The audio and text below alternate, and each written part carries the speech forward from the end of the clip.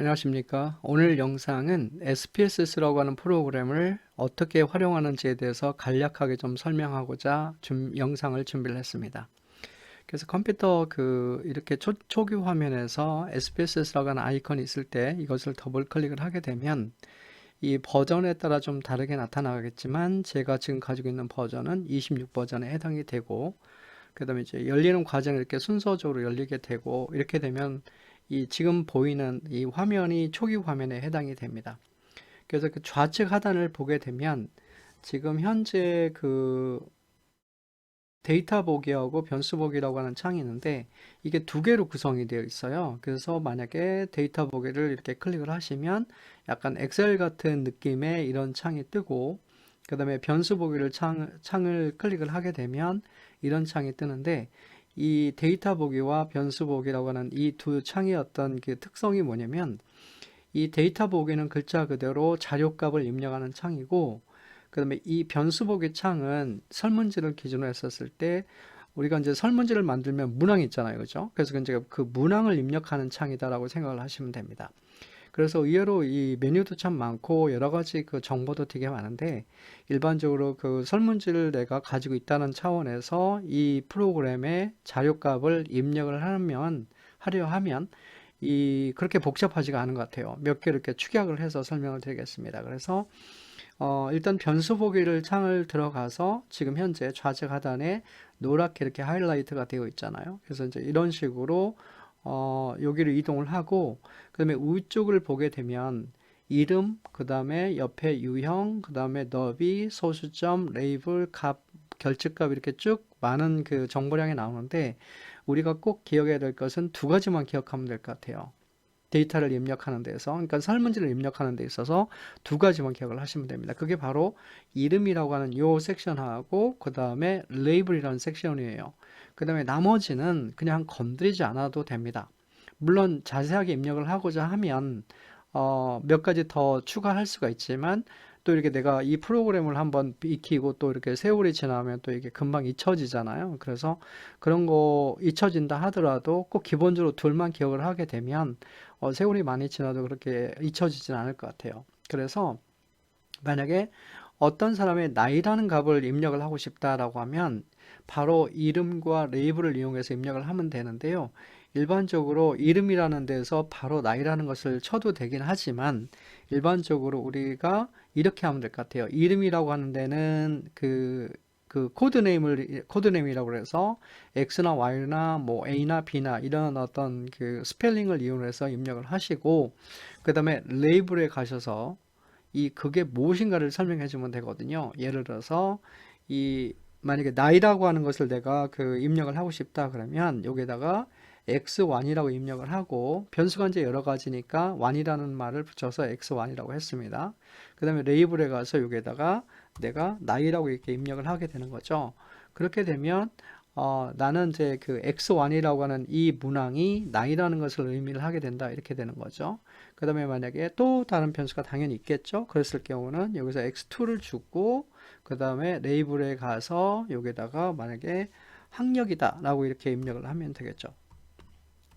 네, 이렇게 해서 학력이라고 입력을 하면 됩니다. 그래서 이렇게 되면 두 가지 문항이 그 입력이 완성이 된 거죠. 그죠?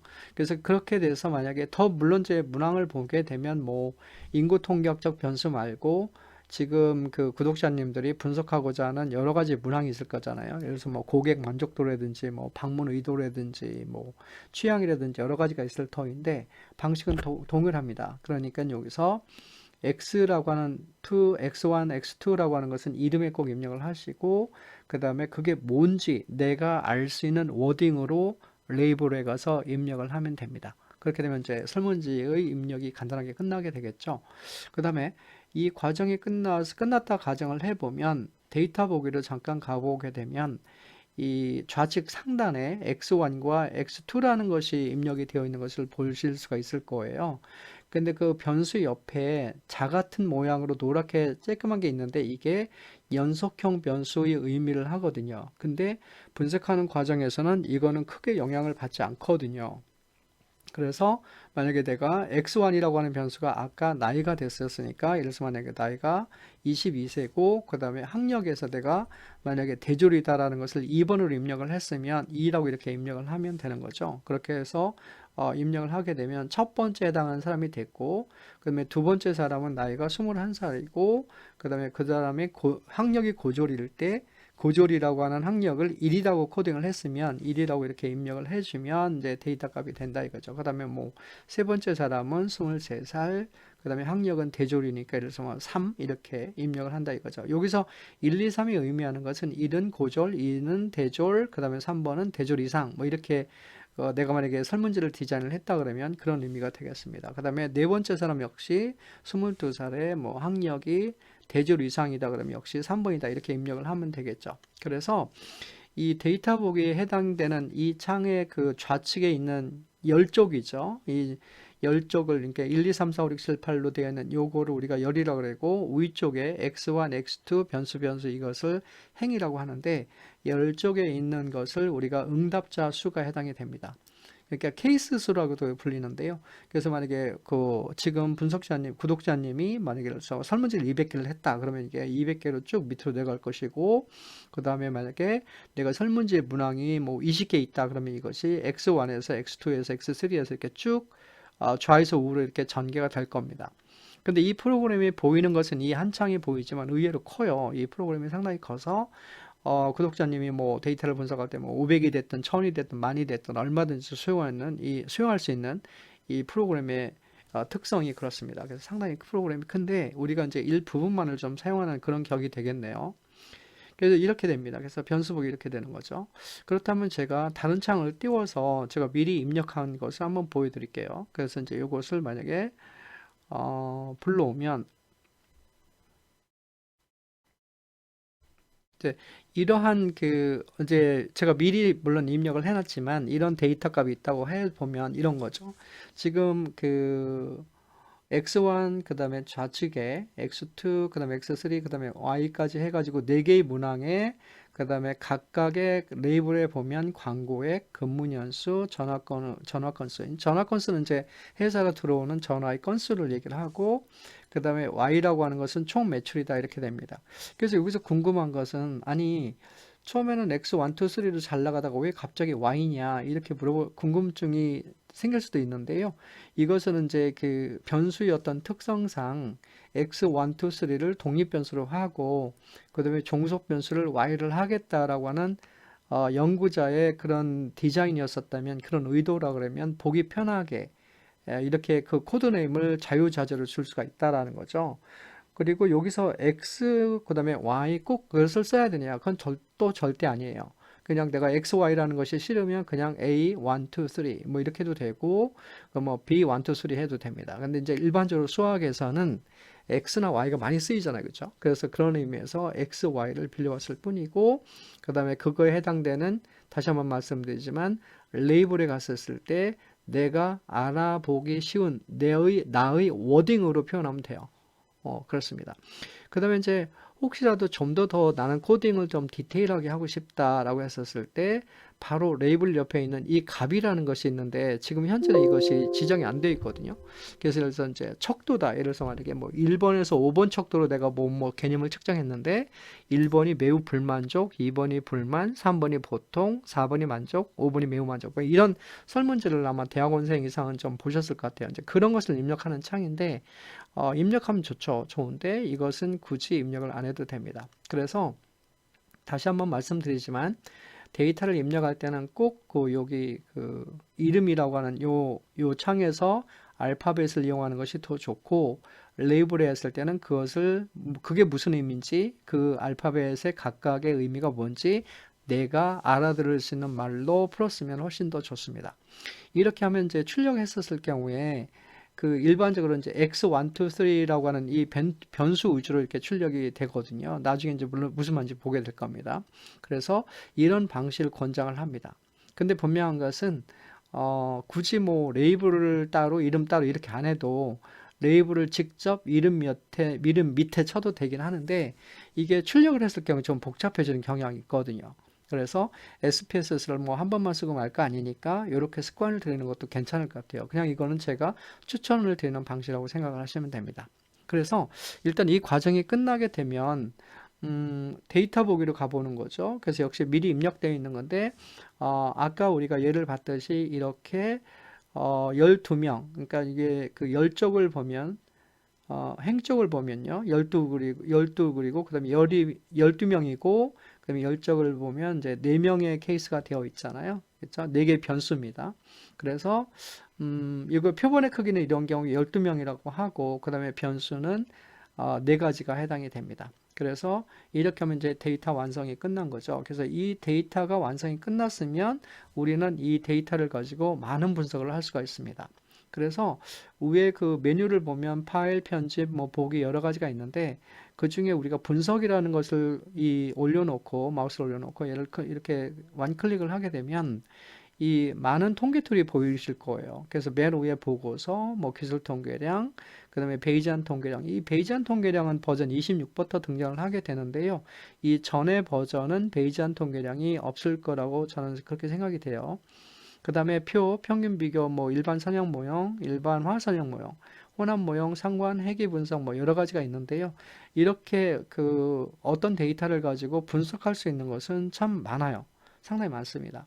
그래서 내가 이제 논문을 어떤 식으로 가설 검증을 하겠느냐, 연구 모형을 어떻게 작성했느냐에 따라서 다른 분석을 그거에 적합한 분석을 선정하게 될 것이고, 그다음에 이제 저는 이제 약간 중장기적으로 가능하면 모든 분석을 좀 설명할까 이렇게 계획을 잡고 있습니다.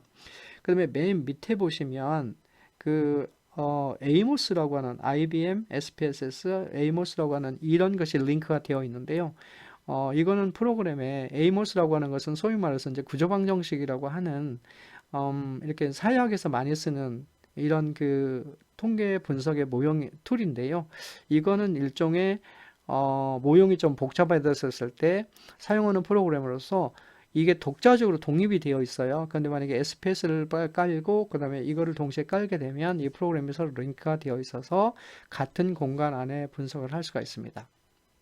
그 다음에 이 분석창 말고 만약에 내가 뭐 그렇게 학생이 아니고 논문이 아닌데 나는 예를 들어서 언론사나 뭐 잡지사나 이렇게 근무하는 구독자가 있으시고 나는 그런 분석을 그렇게 그래프식으로 하고 싶다라고 하면 바로 옆에 있는 이 그래프 형태를 보게 되면 여기에 또 상당히 많은 메뉴가 있어요. 그래서 예를 들어서 만약에 맨 마지막에 레거시 대화 상자를 보게 되면 뭐 각종 뭐 파이 차트나 뭐 바 차트나 뭐 여러 가지로 그림을 그릴 수 있는 많은 다양한 프로그램이 그 준비가 되어 있습니다.